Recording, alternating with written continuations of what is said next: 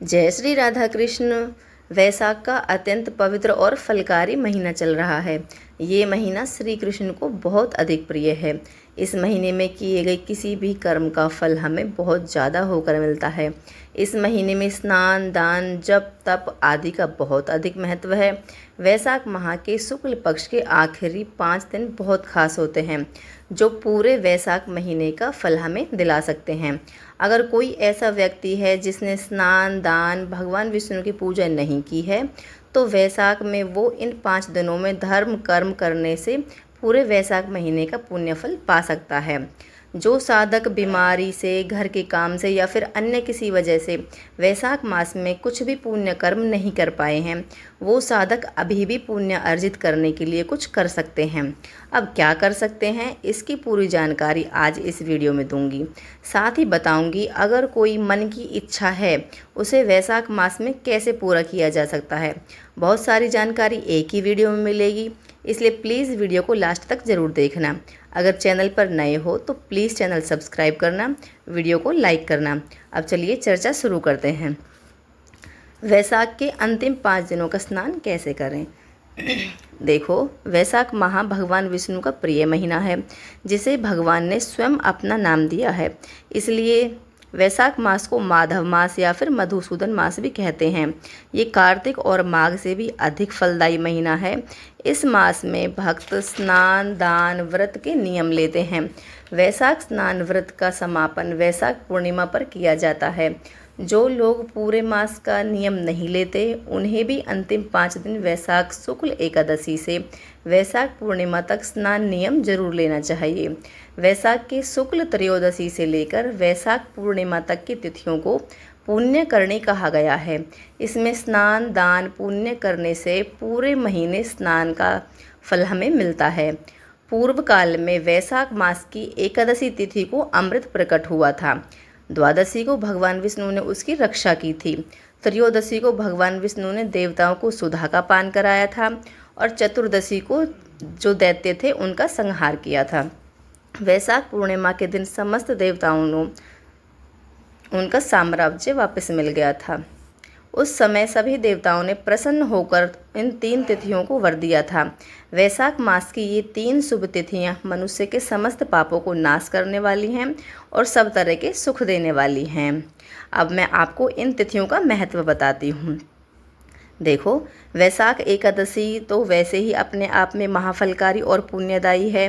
वैशाख शुक्ल द्वादशी बहुत चमत्कारी मानी गई है, क्योंकि सिर्फ एक वैशाख शुक्ल द्वादशी का पुण्य मिलने से एक महापापी कुतिया अपने सभी पापों से मुक्त होकर सुंदर अप्सरा उर्वशी बनी थी।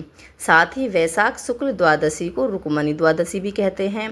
इसके बाद है वैशाख त्रयोदशी, चतुर्दशी और पूर्णिमा का स्नान। ये संपूर्ण वैशाख मास स्नान कराने का फल और गीता पाठ, अश्वमेध यज्ञ करने जितना फल हमें दिलाता है। वैशाख चतुर्दशी को नरसिंह जयंती होती है। पूर्णिमा तिथि पर बुद्ध पूर्णिमा, क्रूम जयंती होती है।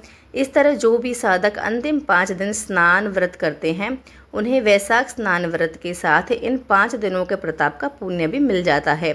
इसलिए साधक अंतिम 5 दिनों का स्नान व्रत नियम लेते ही लेते हैं, या फिर 3 दिन नदी का स्नान नियम लिया जाता है। अगर एकादशी से पूर्णिमा तक सभी दिन नदी में स्नान करा जाए तो समझ लो भाई, इससे अच्छी तो कोई और बात ही नहीं है। पर अगर ये संभव ना हो तो घर में रहकर ही गंगा जल और सफ़ेद तिल डालकर स्नान करें।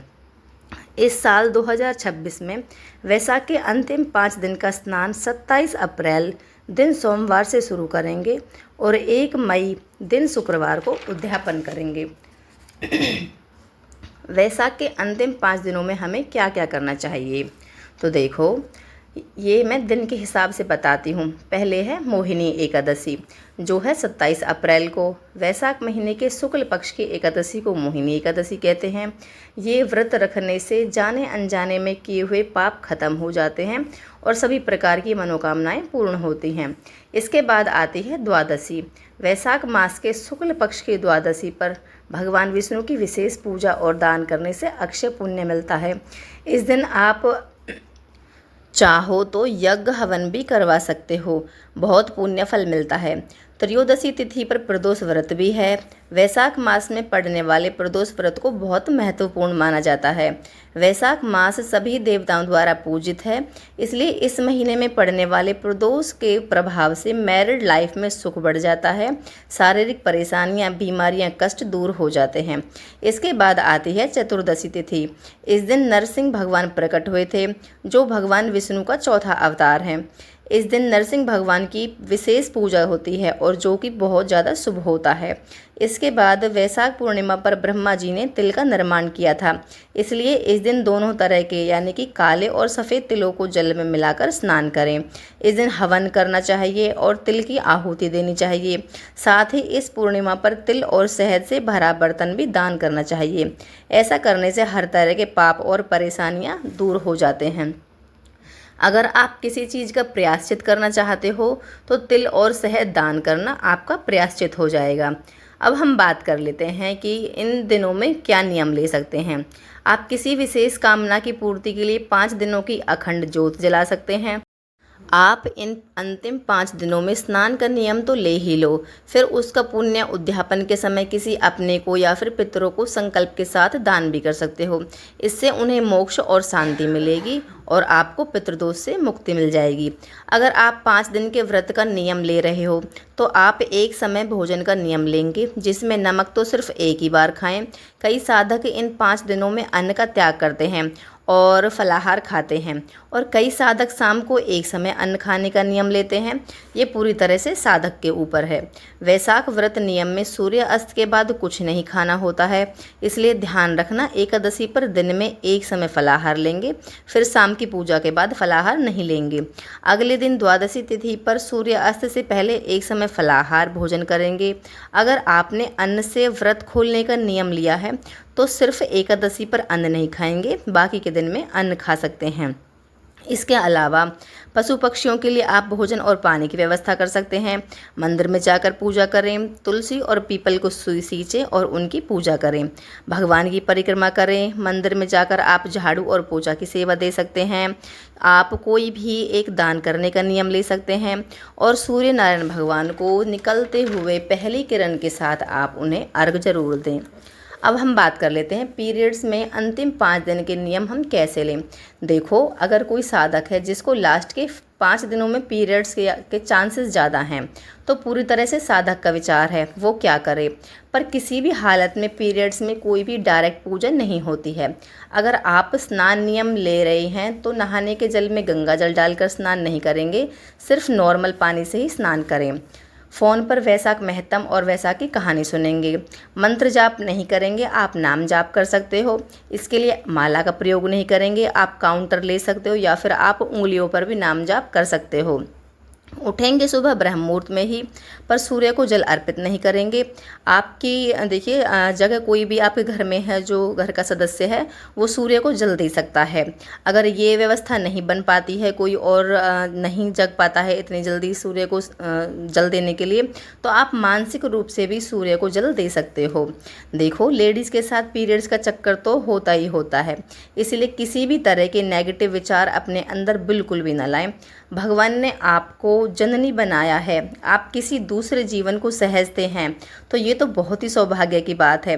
अगर आपको डाउट है कि मुझे इन अंतिम 5 दिनों में पीरियड्स आएंगे ही आएंगे, तो फिर नियम मत लीजिए, क्योंकि देखो, जब हम पूरे महीने का नियम लेते हैं तो उसमें तो पता होता है कि भाई बीच में कभी ना कभी तो आएंगे ही। बट अगर लास्ट 5 डेज़ की बात है तो शुद्धता के साथ करना मेरे हिसाब से ज़्यादा अच्छा रहेगा। बहुत से साधक कहते हैं कि हम स्नान तो कर सकते हैं परंतु व्रत नहीं कर सकते, तो कोई परेशानी की बात नहीं है, ये पूरी तरह से साधक के ऊपर है। आप स्नान के साथ बताए गए नियमों को भी कोई भी नियम ले सकते हैं जो आपको अच्छा लगे और आप अच्छे से निभा सको। एक बात याद रखना, अगर मन भाव से इन 5 दिनों तक वैशाख स्नान दान व्रत का नियम निभा लिया जाए ना, तो पूरे वैशाख मास का फल मिल जाता है। जीवन में खुशियाँ आती हैं, पापों का अंत होता है और मन की सभी इच्छाएं पूरी होती हैं। इसलिए सभी को पूरी कोशिश करके इन 5 दिनों में वैशाख स्नान जरूर करना चाहिए। इसी के साथ मैं आशा करती हूँ कि इस वीडियो में दी गई जानकारी आपको अच्छी लगी होगी, आपके लिए उपयोगी रही होगी। तो प्लीज़ वीडियो को लाइक करें, चैनल को सब्सक्राइब करें। अगर इससे रिलेटेड आपके पास कोई भी कमेंट या सजेशन हो तो प्लीज़ हमें लिखें। और हाँ, ज्ञान बांटने से बढ़ता है, इसलिए वीडियो को ज़्यादा से ज़्यादा शेयर करें। Please like, share and subscribe. Thank you. Radhe Radhe.